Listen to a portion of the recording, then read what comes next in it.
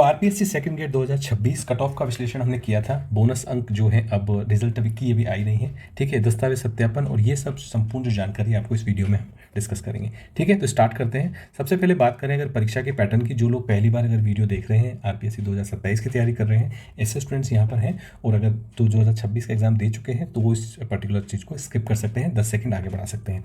बात करें पेपर 1 की, तो पेपर 1 आपका जनरल स्टडीज़ में होता है और पेपर 2 आपका सब्जेक्ट में होता है, जिसमें आप एग्जाम देने वाले हो। 1/3 नेगेटिव मार्किंग होती है, और दोनों ही पेपर में आपको क्या आना है कि 40% अलग अलग, 40% रूल अलग अलग लाना है, एग्रीगेट नहीं है ये, 40% इंडिविजुअल लाना है, ठीक है। यस, मुझे पता है अभी रिसेंटली बातें हो रही हैं कि आपको जो है एग्रीगेट का जो रूल वो आने वाला है, लेकिन जब तक कि सरकार नोटिफाई नहीं कर देती है उस रूल को, क्या वो 2027 में लागू होगा या 2026 में लागू होगा, तब तक हम मान के चलेंगे कि अभी तक हमारे पास जो है इंडिविजुअल का ही रूल है। अगर वो लागू होता है तो उसके आधार पर हम फिर से बात करेंगे। होप आपको बात समझ में आ गई होगी।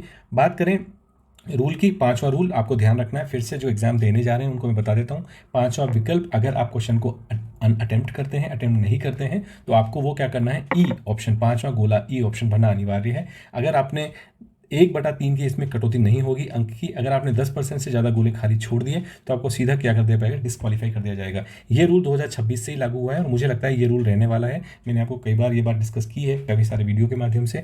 ये रूल बहुत ज़रूरी है बोनस क्वालिफिकेशन के लिए। अगर आप बोनस के लिए क्वालिफाई होना चाहते हो या किसी क्वेश्चन में कोई क्वेश्चन का डिलीट होने वाला है उसके लिए आप क्वालिफाई होना चाहते हो, तो उसके लिए आपको ई गोला भरना बहुत ज़रूरी है, वरना आप एलिजिबल ही नहीं होंगे इस तरीके से चीज़ के लिए।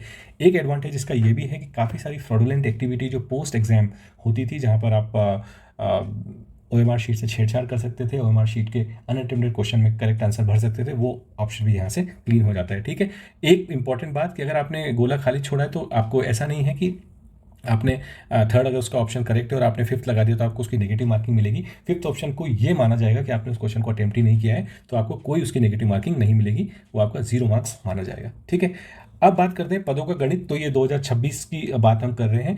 अभी एक क्वेश्चन कमेंट सेक्शन में आया था कि पद क्या और बढ़ सकते हैं। नॉर्मल केसेस में पदों के चांसेस बढ़ने के नहीं होते हैं, क्योंकि ये सारे पद आपके नोटिफिकेशन के दौरान ही, अगर आपने देखा होगा तो काफ़ी तरह, सबसे पहले जो मूल विज्ञप्ति आई थी उसमें 6500 पद थे। उसके बाद काफ़ी डिस्कशन के बाद रूल 24 के तहत 50% पद लगभग और बढ़ा दिए थे, 9651 कर दिए थे, और 356 पद थे जो प्रकाटन थे, ठीक है। और एसएसटी में थोड़ा सा एक्सेप्शनल केस था कि पदों को थोड़ा सा घटा दिया जाता है। तो 2027 में ये मान के चलो कि 2027 में आपके पद हैं, एसएसटी में थोड़े से बढ़ के आएंगे, ये बात यहाँ पे क्लियर है। लेकिन ये आपका पदों का जो चांसेस होते हैं, स्टूडेंट्स ये होप करके चलते हैं कि रिजल्ट आने से पहले पद और बढ़ जाए ताकि कट ऑफ कम हो जाए, लेकिन इसके चांसेस बहुत कम होते हैं। रीट में 1-2 बार ऐसा हुआ है, लेकिन आरपीएससी में नॉर्मली, क्योंकि अब तो 2027 की विज्ञप्ति आएगी और उस 2027 की विज्ञप्ति के बारे में हम बात करेंगे, वहाँ पे हम पद कितने आते हैं, जो कि मैं आपको बता दूं चांसेस है कि पद काफ़ी अच्छे आने वाले हैं। बोनस अंक और प्रोरेटा ये कैसे होता है, किस तरीके से होता है, मैं आपको समझा देता हूँ। प्रोरेटा का मतलब होता है कि जब कोई प्रश्न डिलीट होता है या कोई प्रश्न बोनस डिक्लेयर कर दिया जाता है, तो उसके अंक जो होते हैं बचे हुए प्रश्नों में समान रूप से बांट दिए जाते हैं। यानी कि ऐसा नहीं होगा कि वो क्वेश्चन डिलीट कर दिया तो उस क्वेश्चन के मार्क्स नहीं होंगे। अब क्या होगा, हर क्वेश्चन का अपना अपना एक मार्क्स बढ़ जाएगा। जैसे किसी का 3.1 हो जाएगा, 3.2 हो जाएगा, डिपेंड करता है कितने क्वेश्चन आप बोनस हो रहे हैं, ठीक है। अभी बात यह है कि जो मैथ्स और साइंस में काफ़ी सारे ऑब्जेक्शन लगाए गए हैं, काफ़ी सारे स्टूडेंट्स ने बोनस क्वेश्चन की मांग की है, तो वो अभी फाइनल रिजल्ट आएगा। लेकिन जो फॉर्मूला रहने वाला है, वो फॉर्मूला रहने वाला है आपका बोनस का, वो रहने वाला है टोटल मार्क्स आपके जो भी हैं 300 या 200 पेपर 1 या पेपर 2 में, और रिमेनिंग क्वेश्चन जो बोनस हो जाते हैं, सपोज एग्जाम्पल 150 में से आप मान के चलो कि 10 क्वेश्चन बोनस हो जाते हैं, तो 140 वो आपका न्यू मार्क्स पर क्वेश्चन बन जाएंगे। तो उससे आप अपने कैलकुलेट कर सकते हो आपके मार्क्स को, ठीक है। हो गई आगे बात समझ में। इसका प्रॉब्लम क्या होता है, कट ऑफ का गणित पूरा बदल जाएगा, डेफिनेटली मेरिट जो होगी आपकी और डाउन हो जाएगी, क्योंकि अब कई सारे स्टूडेंट्स होंगे जो क्वालिफाई हो जाएंगे उन बोनस के लिए। मैंने आपको बता दिया, फिफ्थ ऑप्शन अगर आपने टिक किया है तो आपको क्या होगा, उस क्वेश्चन के नए ज़्यादा मार्क्स मिलेंगे। तो आपको जो सही क्वेश्चन हुआ था आपका, उसके आपको ज़्यादा मार्क्स मिल जाएंगे, तो आप क्या होगे वहाँ पे जो है आपको उसका फ़ायदा मिलेगा, ठीक है। ये तो डेफिनेटली आपने कर ही दिया होगा, लेकिन अगर आप नेक्स्ट टाइम पे हो, इसका प्रोसेस बहुत सिंपल होता है। आपको ध्यान नहीं रखना है कि जब भी जो डेट आएगी, तो अभी की डेट थी, आपको जो है एसएसओ पोर्टल पे जाके करना पड़ता है, लेकिन इसमें ज़्यादा दिक्कत वाली बात नहीं है। ये तो क्योंकि स्लाइड का एक पार्ट था इसलिए मैंने लिया है, लेकिन आपको ध्यान ये रखना है कि जब भी नेक्स्ट एग्जाम होगा तो उस टाइम पर हम इस बारे में फिर बात करेंगे। इंपॉर्टेंट आस्पेक्ट ये है आपको कि आपको एनसीईआरटी, आरबीएससी की किताबें या फिर हिंदी ग्रंथ अकादमी जैसी सरकारी प्रकाशन की पुस्तकों का ही प्रूफ लगाना है, अगर आप किसी क्वेश्चन को डिलीट करवाना चाहते हो या बोनस करवाना चाहते हो। ये सब गाइड्स वगैरह, कोचिंग के नोट्स वगैरह नहीं वैलिड होते हैं, ये बात आपको ध्यान रखनी है। एक जो रूल बार बार आता है, सबसे बड़ी बात स्टूडेंट्स पूछते हैं, सर 2x का रूल क्या होता है। नॉर्मली होता है क्या है कि नंबर ऑफ सीट्स जितनी भी आपकी होती हैं उससे 1.5x या 2x स्टूडेंट्स को बुलाया जाता है क्वालिफाई डीवी के लिए स्पेशली। तो इसमें से सबसे जो मेन रीज़न रहता है वो रहता है तो एलिजिबिलिटी फेलियर। जो लोग 40% मार्क्स नहीं ले पाए हैं उनको तो वैसे ही यहाँ से बाहर कर दिया जाएगा, तो वो लोग बाहर हो जाते हैं।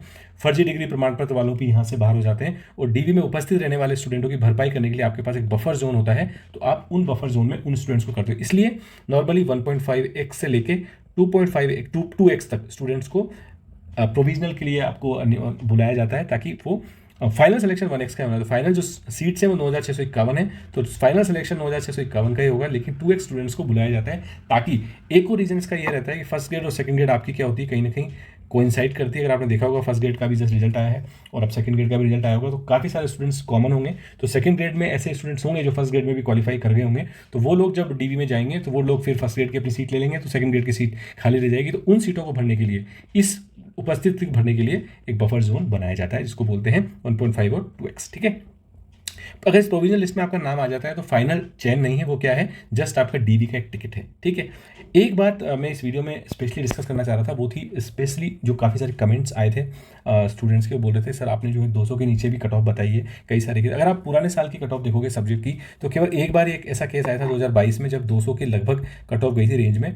सिंपल सी बात है कि 40% क्वालिफिकेशन है तो 200 कट ऑफ आपकी कभी नहीं जा सकती, 200 से ज़्यादा ही जाएगी, 200 से नीचे कभी नहीं जा सकती, क्योंकि 40% चाहे पुराना रूल ले लो या नया रूल ले लो, 40% मार्क्स आपको लाने ही लाने हैं। लेकिन होता क्या है, नॉर्मली हम लोग जब रेंज की बात करते हैं, जैसे फॉर एग्जांपल ये जो एक्सपेक्टेड हमने रेंज बताई थी जनरल की, वो इस तरीके से बताई थी। अगर मैथमेटिक्स और साइंस की बात करें, नॉर्मली हिंदी इंग्लिश एसएसटी में दिक्कत नहीं आती है, क्योंकि इसमें कट ऑफ नॉर्मली ज़्यादा जाती है, तो इसमें इस बारे में बात करने का कोई मतलब नहीं है। लेकिन मैथमेटिक्स और साइंस में ये दिक्कत होती है नॉर्मली कि जनरल की कट ऑफ ही लगभग आपकी रेंज जो हमने बताई वो इस रेंज में बताई है। तो कई बार ओबीसी या ईडब्ल्यूएस कैटेगरी कट ऑफ हम लोग 195 से लेके 205 तक बता देते हैं। अगर आप देखोगे तो ये एक रेंज है, ठीक है, ये कट ऑफ नहीं है। अगर स्टूडेंट्स को ऐसे देखते हैं कि 195 पे मेरा सिलेक्शन हो रहा है, हो जाएगा, तो ये बात कहीं भी नहीं की जा रही है वीडियो में, कभी भी नहीं की जाती वीडियो में बात की जा रही है कि ये एक एक्सपेक्टेड अनुमानित स्कोर है, जो कि आपका स्टूडेंट्स के कलेक्शन के थ्रू या एक वर्चुअल डेटा के थ्रू कलेक्ट किया गया है, जहाँ से आपको ये बता रहे हैं कि हाँ ये आपका एक रेंज बन सकता है। लेकिन आप हमेशा ध्यान रखो, आपको अपर रेंज के ऊपर ही रहना है अगर आप अपने आप को सेफ मानते हो। तो लोअर रेंज को डेफिनेटली सेफ नहीं माना जाता, लेकिन एक रेंज बताने का जो नॉर्मलाइजेशन स्टैटिकल मेथड होता है वो इस तरीके का होता है, ताकि आप लोअर से अपर आप मान के चलो, लेकिन आपको सेफ हमेशा अपर रेंज को ही मानना है,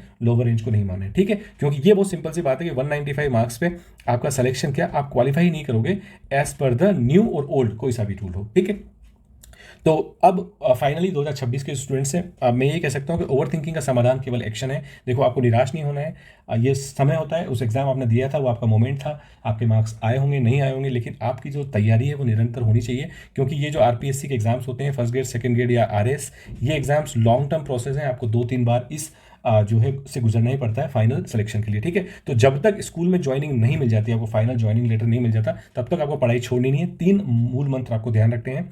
सेफ स्कोर जो है एक भ्रम है, सिंपल सी बात है, मैंने आपको फिर से बताया। अगर मैं आपको बताता हूँ 195 to 205, तो इसका मतलब ये नहीं है कि 195 पे आपका सिलेक्शन हो जाएगा। ठीक है, ये एक आइडिया है कि अगर आप 205 या 206 नंबर ला रहे हैं तो आपको रेस से बाहर कोई नहीं कर सकता, इस बात की गारंटी ये सेफ स्कोर देता है। ठीक है, मेहनत करती रहनी है, keep working hard, stay strong, यही आपका मूल मंत्र होना चाहिए। और इसी तरीके की काफ़ी सारी स्ट्रैटेजी मैं आपके साथ डिस्कस करते रहता हूँ। इन पेपर्स को लेके किस तरीके से अटेम्प्ट करना है, क्या छोड़ना है, क्या पकड़ना है, कैसे पढ़ना है। अगर आपको इन सब का चाहिए तो आप चैनल को सब्सक्राइब कर सकते हो।